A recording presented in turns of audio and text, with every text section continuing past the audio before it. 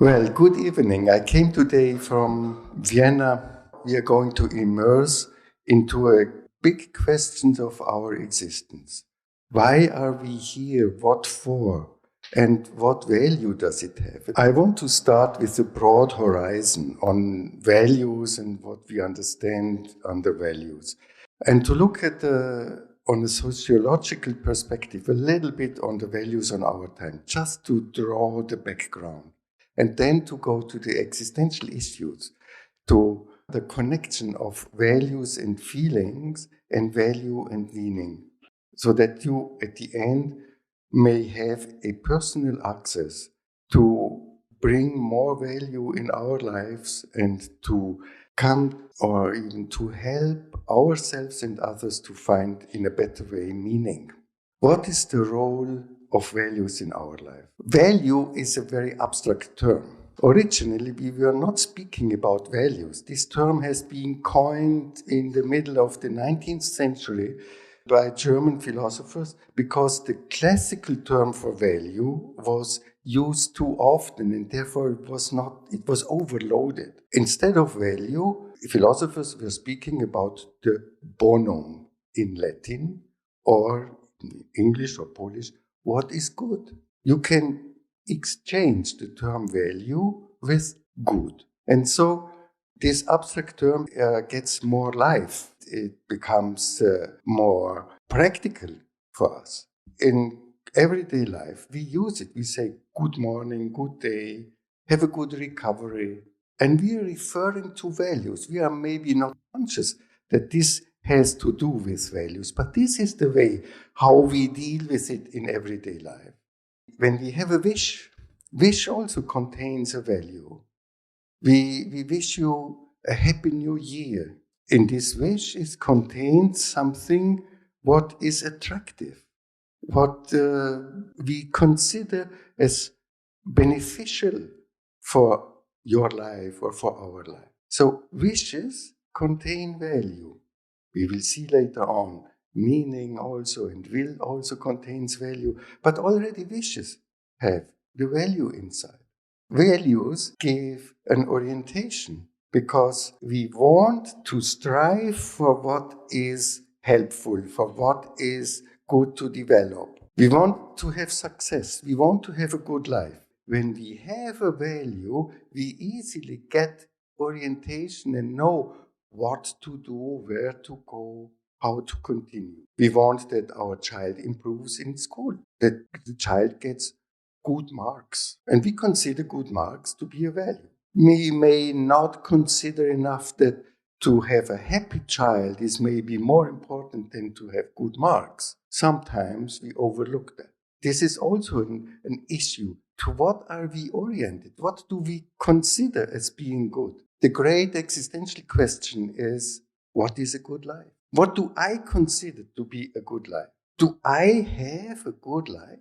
What is good life for me? What would I think? What do I expect? What is in my life lacking to be a good life? Maybe this is already a good life. I have 4 children. When I see the pictures when they were young and playing and sitting on their wooden trains and playing, and I see the pictures now, I say, oh, this was such a happy time. And then I remember at the time, sometimes I was so stressed. I could shoot them on the moon when they didn't eat what was cooked, when they were struggling with each other. But this is good life. To shoot children sometimes to the moon and to know I love them. Human life is that way. It's not an ideal life. It's a realistic life. And in the realistic life, also pain takes part of this life. And only, many people, as I did also, only through a distance, it looks like this was a good life when I don't feel the pain anymore of that time. Look at the situation now. Maybe this is a good life, what I had. Stefan Zweig, the Austrian writer, once wrote a phrase, a very wise phrase. Most people are happy, but only few know about it. Maybe I'm more happy than I'm aware. This is at least a good question to go with and to have a closer look on the own life. What are the values in our time? There are big horizons. We speak about value pluralism, the value shift. We speak about freedom of opinion and maintenance of health and care for the sick. These are societal values. The education of the youth is considered in all societies as a big value. To have good schools. Nowadays, climate is a big value. We fight for it and make demonstrations today in 170 cities in Europe. And we have new values we look at. The new values like freedom of abortion or free life for homosexuals and even partnership and weddings for homosexuals. Or the question of immigration, of integration of people who are leaving their countries and want to come to live in our countries. The abolition of death penalty, also a big issue. And in this context, we have norms, values, customs, rights, taboos, sanctions. All this has to do with values or customs. We are used to go to the church on Sundays. It's a custom. And it is a value. If I don't do it, I feel somehow awkward when I'm accustomed to it. And we have rights and taboos. Don't speak about the grandmother's difficult life. She doesn't want to hear it, so it is a taboo in the family. There were investigations of changes of values in our society. It started with Ronald Inglehart in 1977. He published a first work where he spoke about the Western public has a big shift from on an overwhelming emphasis on material well-being and physical security towards a greater emphasis on quality of life. This was a great surprise. After the 50s and 60s, when, especially in Central Europe, people were rebuilding their cities and were working hard, and the materialistic values were on the top, the quality of life became more dominant in the society. And then Klages, a bit later, spoke about the change from these duty and acceptance values to values around self-actualization. During World War II and in Austria, in Germany, during that time, fulfilling duties was the top value. According to Immanuel Kant, fulfill your duty. In the 70s and 80s, it started to change. Duty is no longer considered in our societies as a big value. More value has to be yourself, to actualize yourself, to develop your capacities. Ulrich Beck finally spoke about the individualization. It became new with something which was never there around in our society, that to be myself, to develop my individuality is a value in itself. To be independent, the liberalism, also in marketing and in business, but in private life, in families, the individualization became central. But on the other side, we also had the opposition, let's say the dark side of the development of this change of values. The society became more egoistic. As it became a society of claims. I want this, I need this, the state has to provide me with that, and my partner has to provide me with that, the school has to provide personality development to the scholars, not only to give information or teaching issues. Pleasure became very central, a society of pleasure. And this egoism was called a society of elbows. On the highway, people were driving only on the left side. Even when they were slow, they didn't go right anymore. I am the one. When I was educated in my time, we were educated to be modest and obeying and to be selfless. This was the goals in my time in the 50s. But nowadays, people say we must educate our children to be capable to stand for themselves and to fight for themselves and their rights. And this is this more elbow mentality, which is stronger now in educational programs. This makes people a bit more ruthless, inconsiderate. Solidarity is suffering, and corruption has a good basis to develop. Some sociologists lament on this decline of values, and they see in it a loss of the moral basis in the society, like a diminution of the bond of humans to religion, to church, to loss of virtues, and they claim for a turn to more authority and traditional values. And I think right now we are more in this fight than we have been 5 years ago. The traditionalists, the right power can become stronger, and right is always more for law and order, for the traditional values. We had maybe too much freedom, too much openness of our borders and European community and worldwide connection of economy and influences. So there is a stronger tendency now to go back and to look at the own countries and not the connection with the other countries, not the community so much. To summarize, it seems assured that in the 60s, 70s happened a great shift of these societal values. Obedience or subordination became old-fashioned, out of interest. People were really looking to more autonomy and free will. And the background to this is education and quality of work and quality of life. People did not have to struggle so much for surviving as it was the case at the beginning of the last century or during that period of wars. Autonomy and free will. This means that there is a big responsibility. How do I know what I want? How can I live autonomous? Who or what gives me the orientation? It is much easier to follow what the priest preaches in the church or what the director says or what authorities or politicians say. When I'm autonomous, it's me who has to decide about that. And I have to take over the responsibility. So this needs a growth of personality to be able to deal with these new values, which are still high ranked in our society, but where we are now thinking about, don't we have too much of this?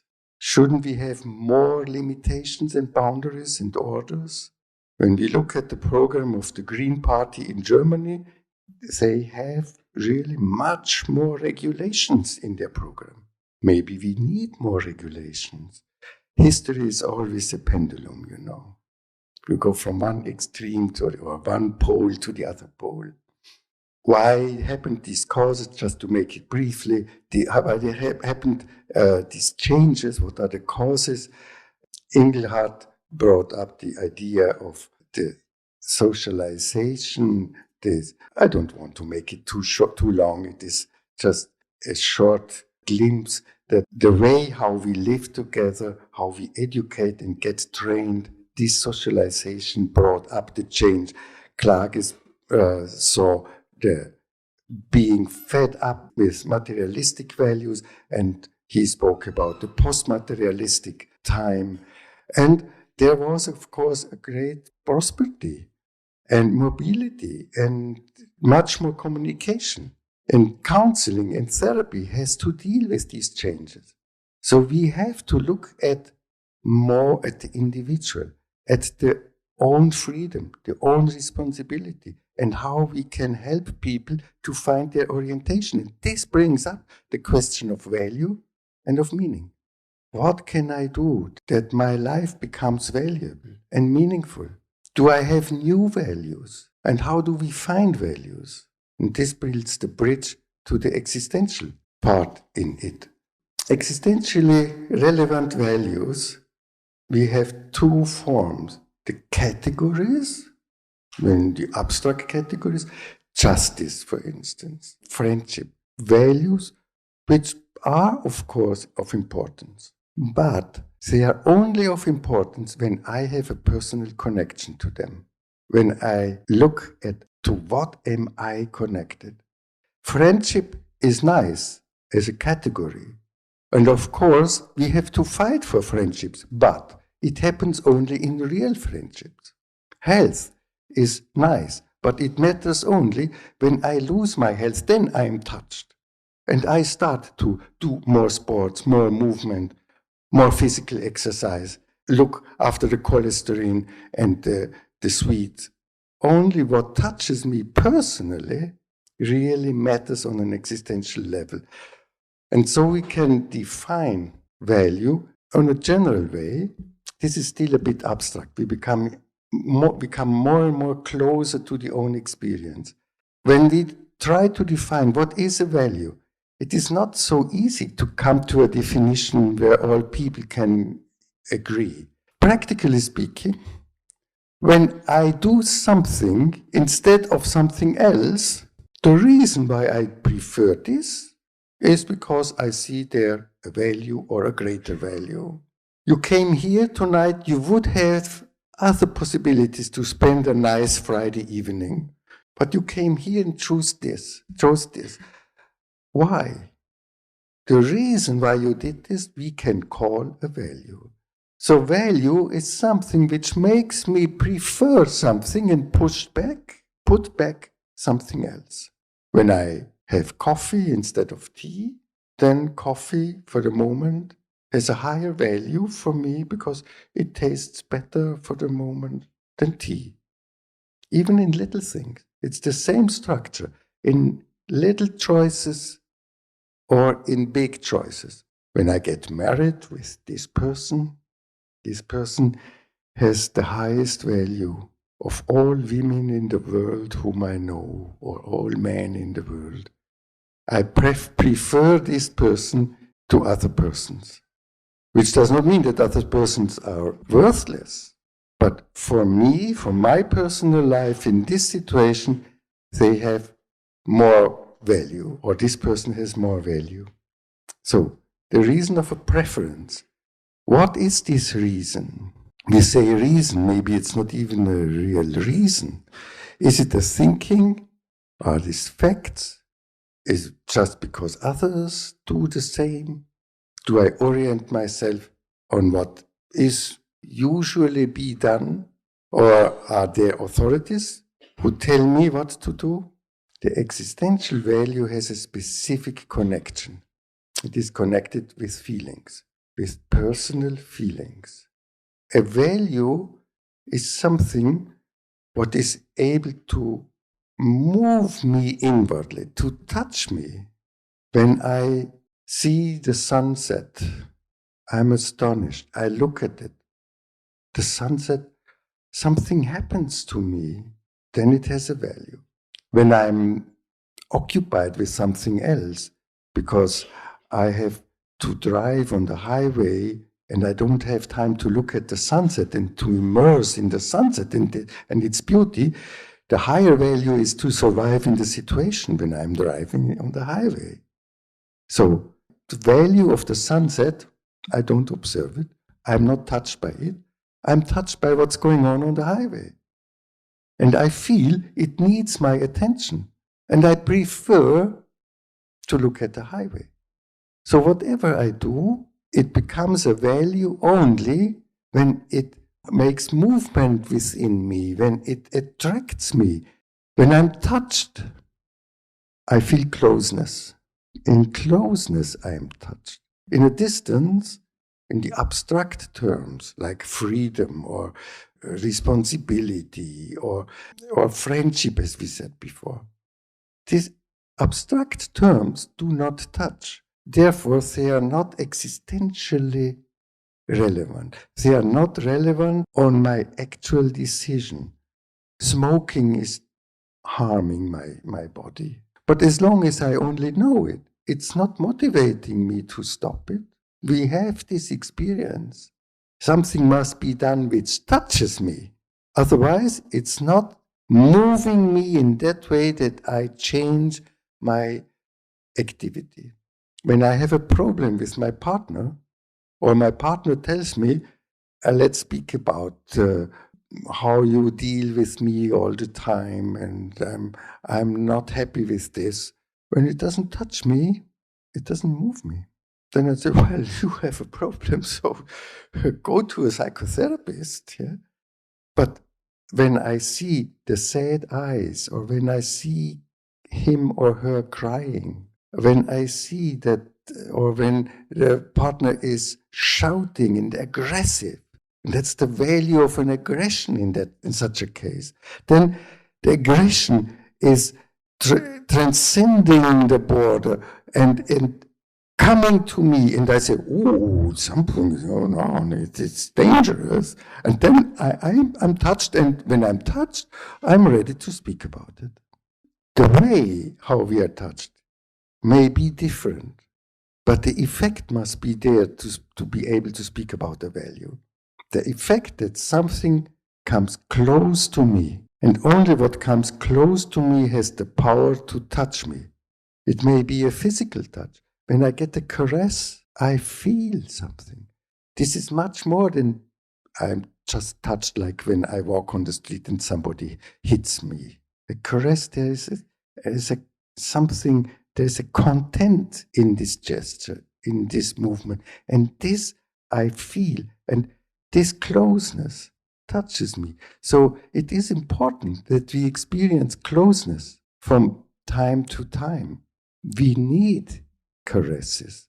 It's not enough to live in an abstract knowledge that my partner loves me. If we don't touch, the value will not be present so much. It is more present when I feel. Through feelings, we detect values. So we can say, whatever touches me is a value. When it touches me in a way that it feels good, that it is somehow nurturing my life, when it produces a joy, then it is a positive value. When it touches me in a way that hurts, then we have a negative value. So in other words, what I described before means we can experience value only in relationships. We must get into touch to enter a relationship to be able to perceive a value. Relationship. What is a relationship? Relationship means I feel something for you and I want to feel you. My relationship to my child means this child means a lot to me. Whatever happens to my child moves me. And when I'm studying with my child and do vocabulary learning with my child or testing, I'm not only fixed on the knowledge and the amount of vocabulary of words which my child already knows or does not know. I'm present in a feeling way. I'm resonating. I'm empathizing. When I'm in a relationship, I want to feel you. I turn towards you and open up emotionally. Entering a relationship means this openness, ready to be touched. A relationship without feelings is a contact, but not a relationship. Relationship means I'm not afraid of closeness. I'm ready to perceive you emotionally and to let act you upon me. But about what in me? What is it? What touches me? What is touched when I'm touched by an object or a situation or a relationship? What is it? What is touched when I listen to music and I like it and I hear your beautiful Chopin? I think nobody cannot be touched when we hear Chopin. It is impossible. It goes through the ears to where? Where is the place where it goes? What is happening to me when I listen to that? Or when I see a picture, or when I see the face of my child or of my partner, and look into the eyes of somebody. What is touched in me?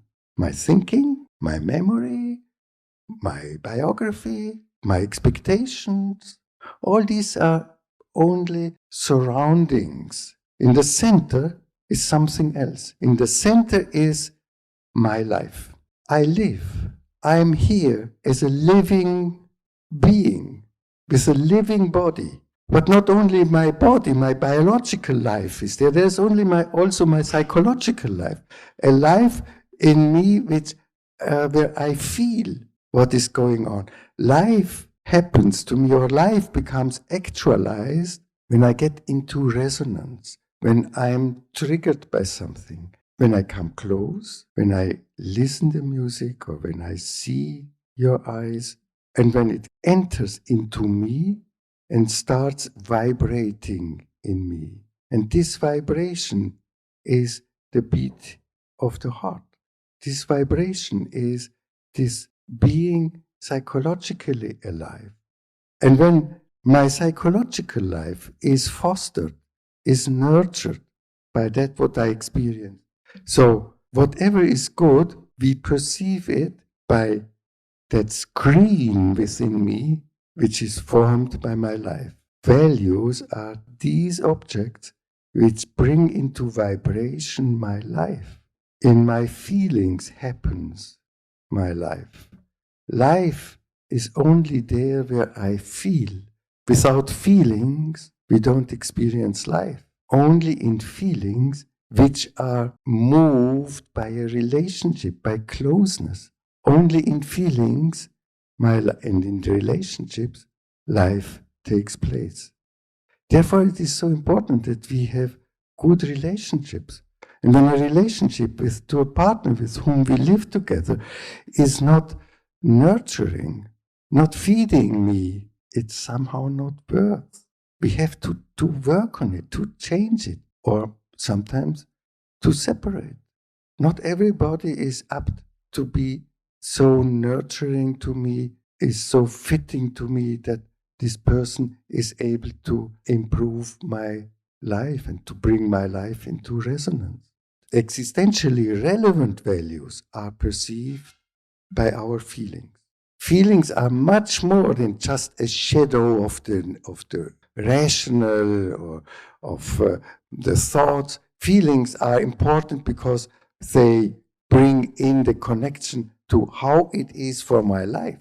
And it is important that we nurture our life throughout our existence, because without nurturing life, we become void, empty, depressive. Depressive people experience their life as not being good. The way how I live does not resonate with me. It does not give me so much that I prefer to continue life. So the depressive people, they don't connect very much with life anymore, because life is not experienced, not felt, not perceived as being a value or so valuable that it is worthy to continue. Feelings, being touched by something, they produce an inner movement, this connection with life. In feelings swings life. When we go to the restaurant, we go there to have good feelings while we are eating. When we go to the cinema, we go there for experiencing feelings, not so much to just get information. When we meet friends, we go there to feel well when we are together, to get into resonance, to meet the other person again, and to be stimulated, to receive this richness, this value of being together with you, to spend good time and in a good resonance. So in these feelings, our life swings. We are much more occupied with feelings than we normally know in our Central European culture. This is certainly different in Africa. Feelings, therefore, have the capacity to discover what is relevant for our life. And feelings need care. Feelings shouldn't be put aside because feelings are perceptions. Feelings are not a shadow which follows our actions or the facts. Feelings are like a sixth sense which perceives how relevant this situation, this object, this experience is for my life. If it is nurturing my life or detrimental for my life, inhibiting life. How does it go to feel? How can we come to feel? We have to look a bit on this so that this gives us better access to values. First, it needs relationship. And then it needs a letting go, a letting be. We listen to music and then we do nothing. We let the music act upon me. It's like a massage of my soul, what the music makes.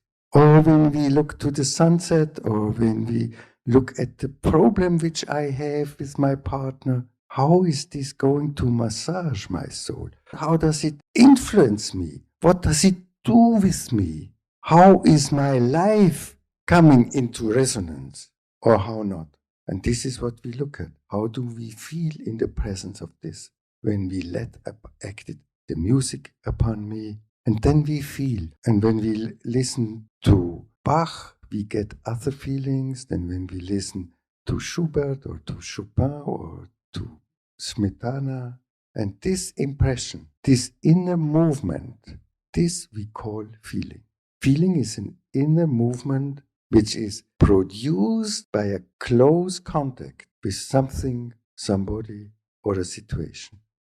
There is no feeling without a stimulus, without an object, without a trigger. It may be a thought. It may be an association. It may be a memory which comes up. And I may have angry feelings because it reminds me to a bad situation which I had to go through. It is always connected with an object because feelings are perceptions. And when we have a feeling, we already have perceived something. And now let's go even a bit deeper and to understand better the feelings. There is the deepest value which we have is life itself. The fundamental value is this feeling which I have when I ask myself, how is it for me, the fact that I live? Is it good that I live? Am I grateful that I can be alive? Or don't I matter? Is it a feeling like happy when it's over? Some people have that. Or I don't care.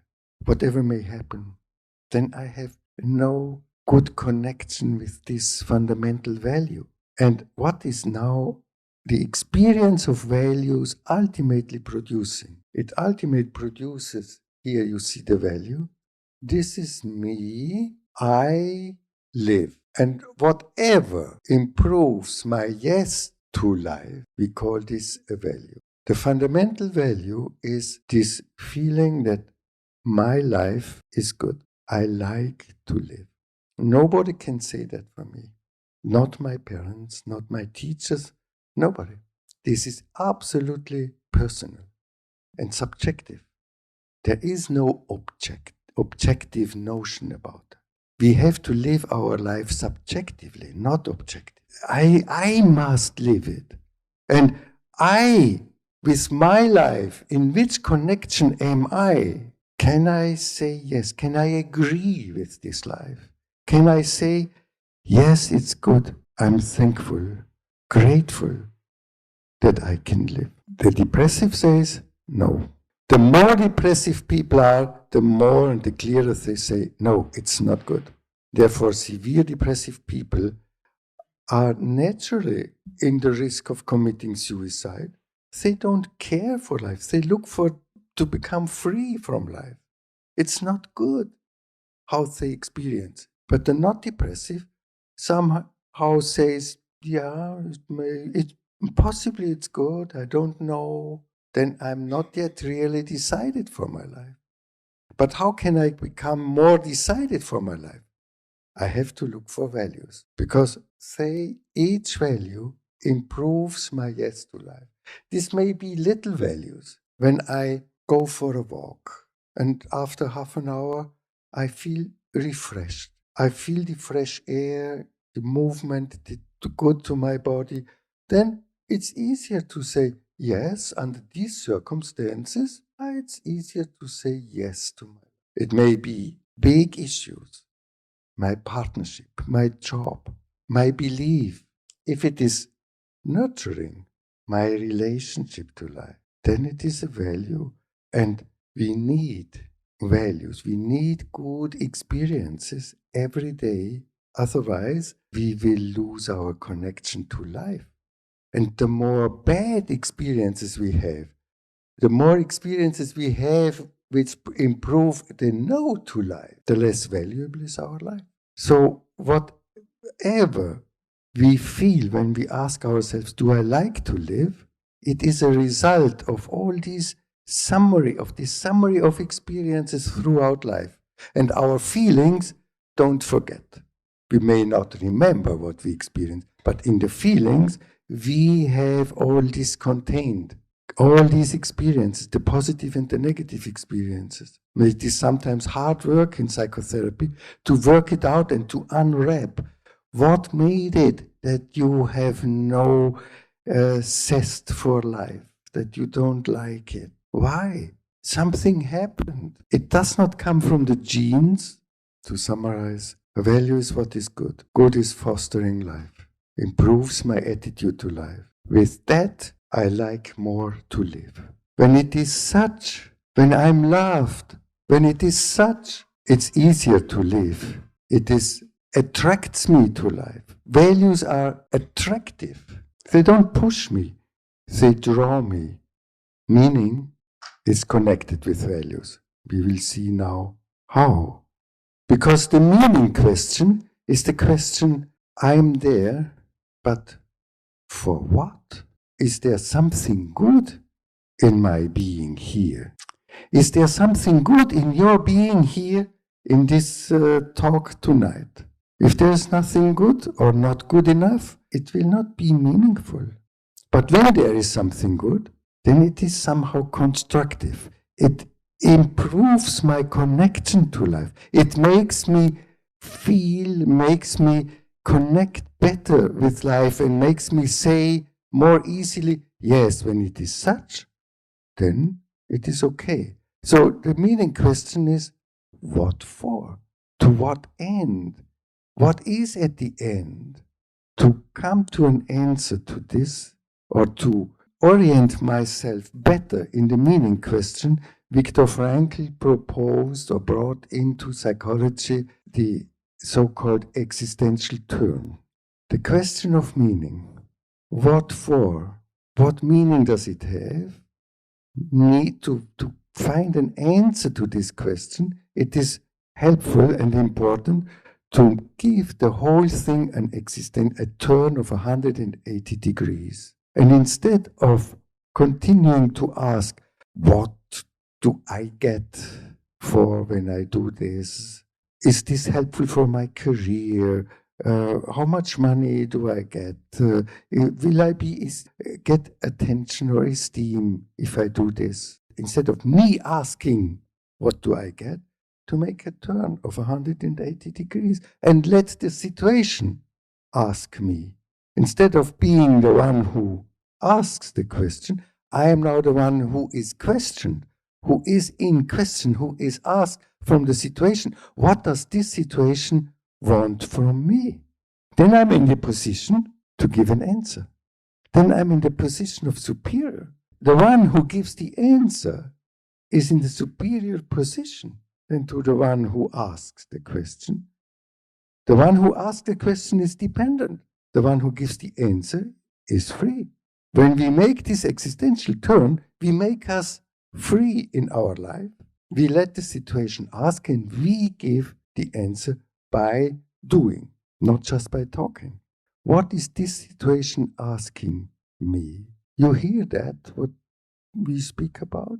And the question is simply, what are you going to do with that?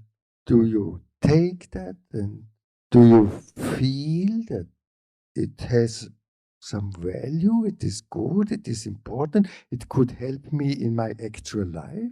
Could I take it that way and say, well, in that case, maybe I will speak about that with my friend, with my partner, or I will consider this when I am with my child or in the working place, or I will even ponder about it a bit more and make it a discussion or a talk with good friends, because it is relevant. Can I make use of it for my question? Can I apply it? This situation, you hear that, and what you hear is asking you, and now, what am I going to do with that? How am I going to apply it? Do I think about clear, concrete situations where I could improve it? Work more on values, to enter more into contact, into relationship, to speak about it, exchange it. Talking about personal issues is very helpful for oneself and most often for others. If we don't just lament on the things, but if we are searching and open and speak about our experiences, this makes relationships, family life much more personal than just talk about what is going on and what we have to do. So existential turn means, what is this situation asking me? This is good for normal life, but it is especially very critical in difficult life situations. When we have to deal with a cancer, the question now shouldn't be like, wow, what life will this be for me? What do I get from life now? After the divorce, what will be my life now? What do I get? Will I have pleasure or so? With cancer, I can't do my tennis anymore, and now, is it worth living?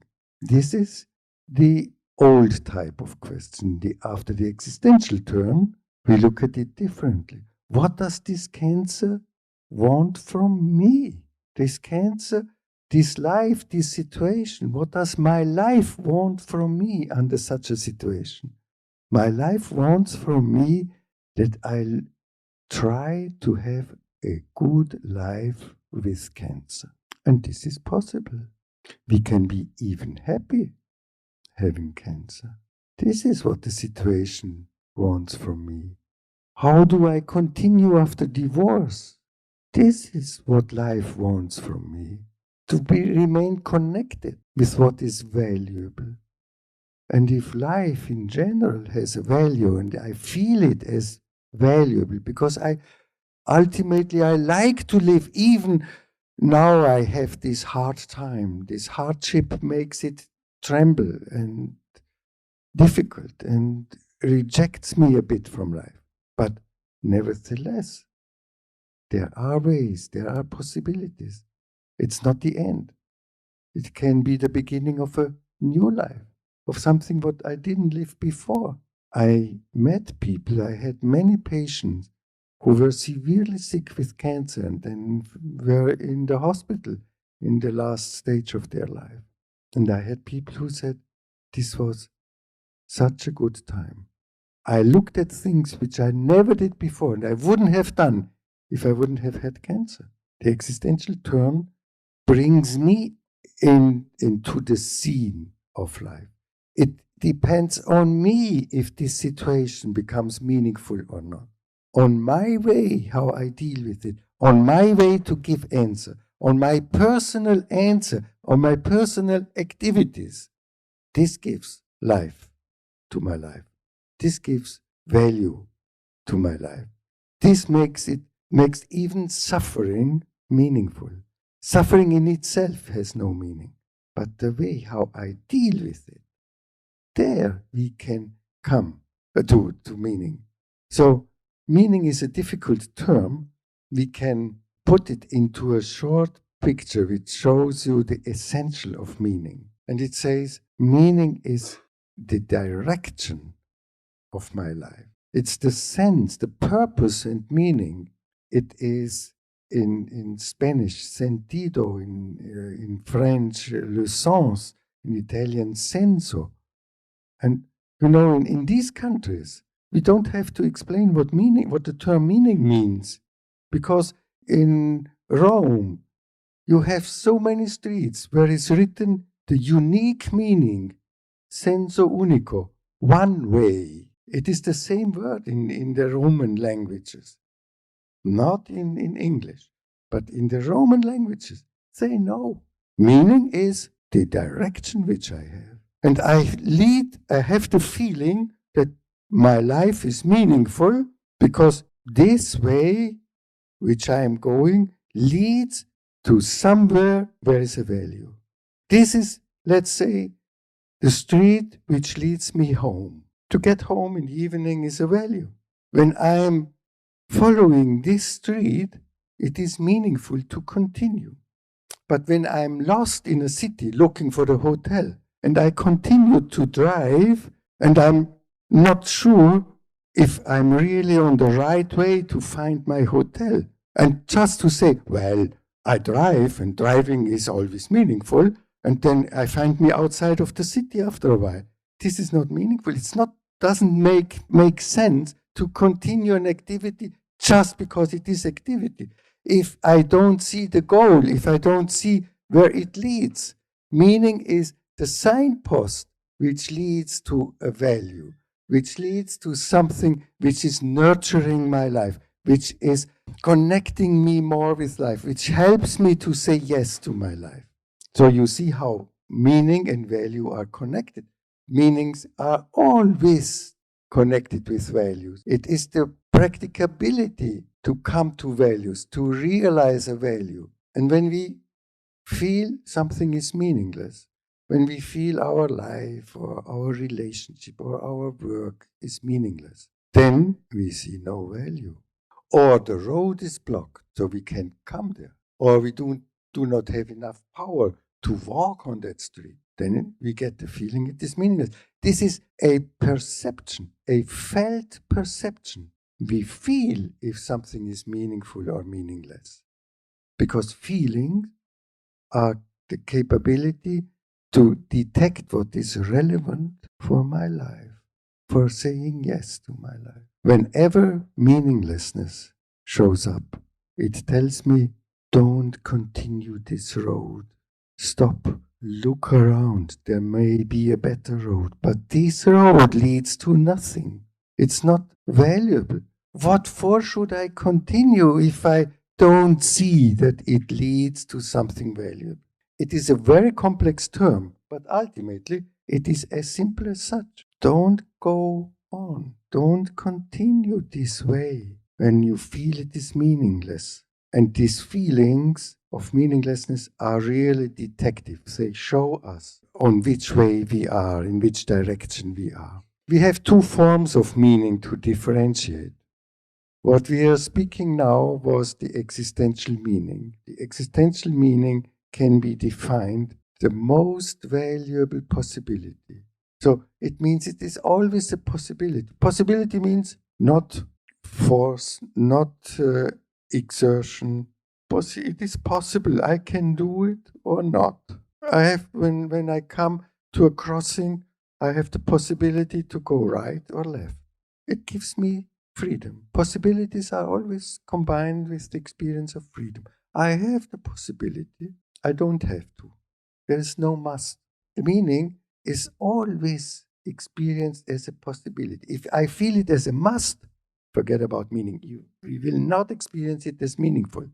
When somebody forces me, we will not experience it as meaningful. As long as I feel be forced, I must feel free. Otherwise, it will not be experienced as a meaning. A possibility, but a valuable, a possibility which is connected with a value, which this value, it is possible to come here tonight. You expect from the title of the presentation, there can be something interesting for me. That's the value. Now you see, now you know if this was true or not, because there is always a risk, of course, in life. I get the advertisement and And it promises me something, but if it happens or not, I don't know. It could be very disappointing.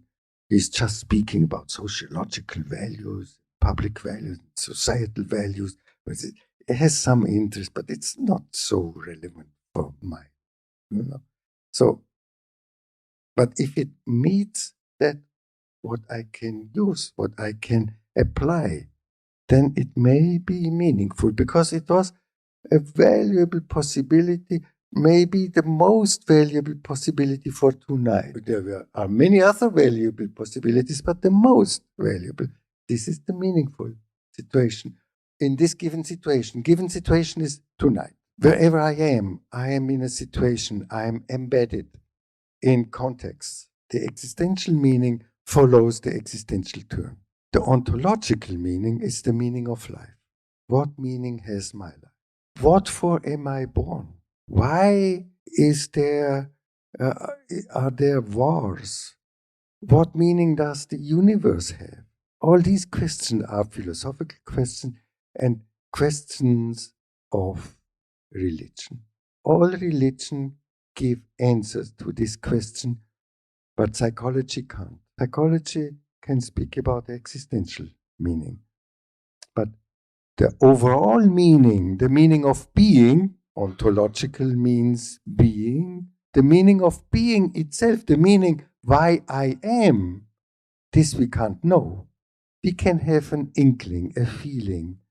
We can express something in art or get some answers in art. No human being knows it. This was this remarkable twist which Frankl made in psychology and brought in the existential turn.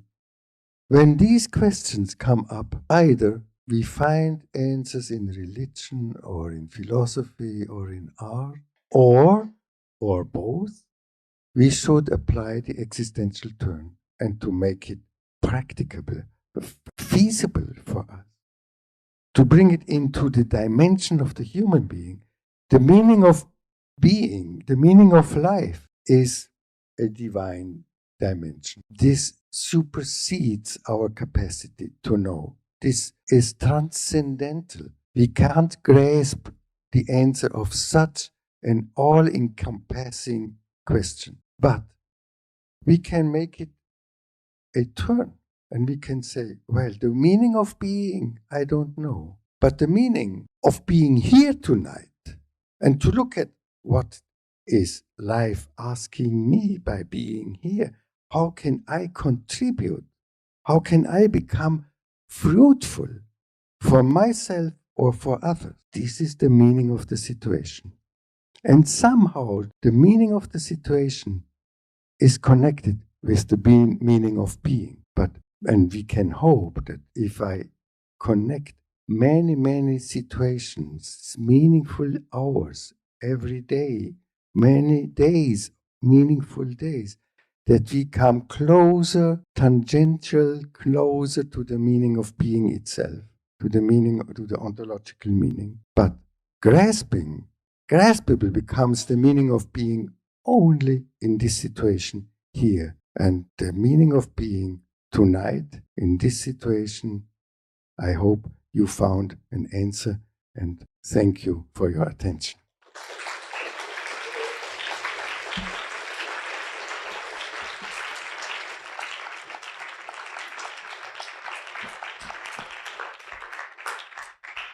Good evening, Professor. Thank you very much for this moving lecture. I got 3 questions. The first one is, of course, we should listen to our feelings, but sometimes our feelings also deceive me. You know, for example, I'm overweight by about 10 kilos and I still want to eat. This is my feeling. My reason says something different. What is the direction? What cues can you give us when to listen to the reason and when to listen to the feelings? This is the first thing. Maybe I answered one question after the other. Otherwise, I will forget. All right. Okay, because this is a big question and a very good question. I have the feeling of hunger and I want to eat. Confront yourself with your feeling, and while eating, ask yourself, how does it feel that I'm eating? With each bit you take into the mouth, enjoy it and openly ask yourself, how does it feel to eat that? Do I have an inner consent to it? Do I agree? Do I feel that this is something good to me?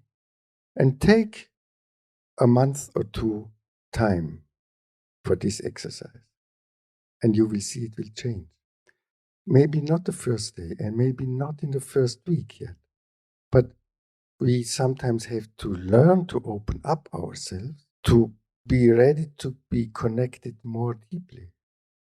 And when I'm connected more deeply with myself, with what I'm doing, and let it enter into me with opening up by asking myself, does it feel like being good for me? Do I have the feeling I do something good to me? Rational is one thing. This is not so much connected with life, but to have a closer look to the feeling.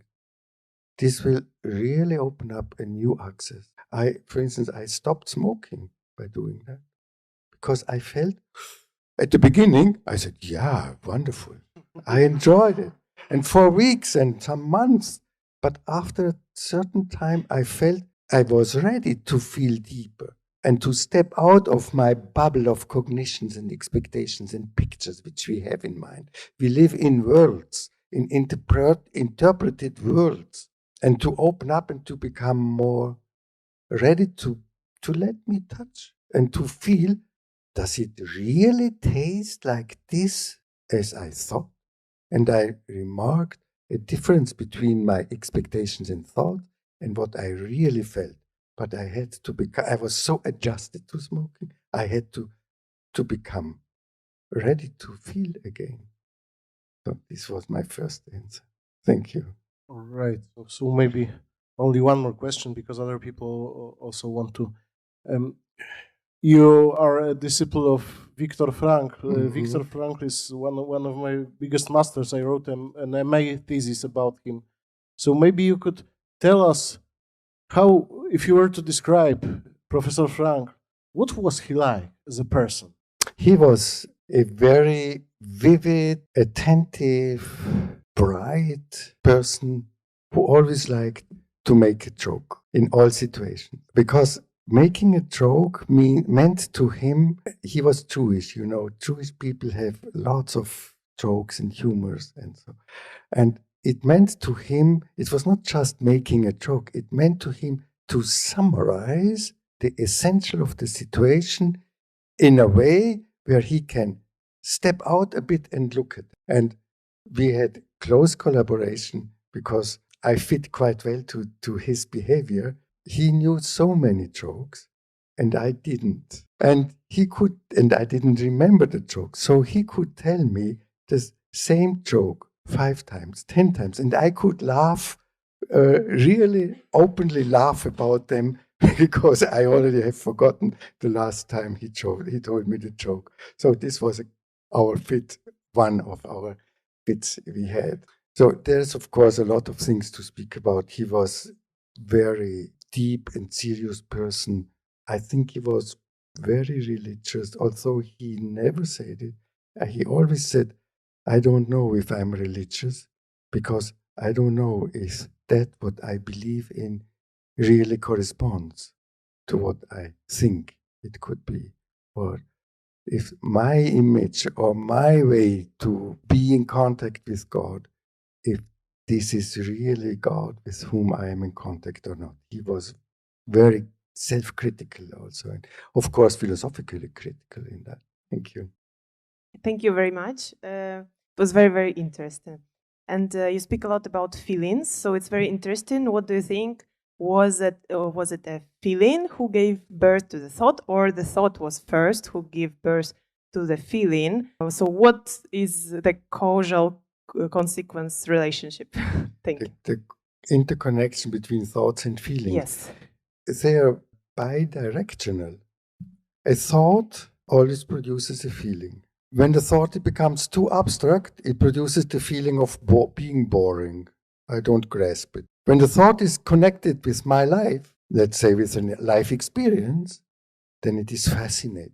Feelings can produce thoughts. From where do my thoughts come? What makes me think? What gives me the idea? What makes me creative?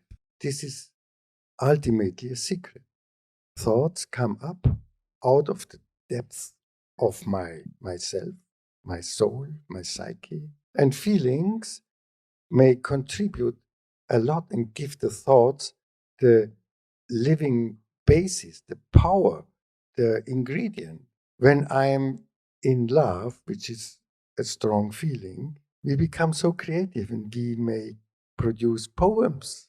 It flows out of me. And when I'm sad, I get totally different thought. I see the world through another glass. So both directions are going. This is a unity. Thoughts create feelings and feelings create thoughts. Okay. Thank you.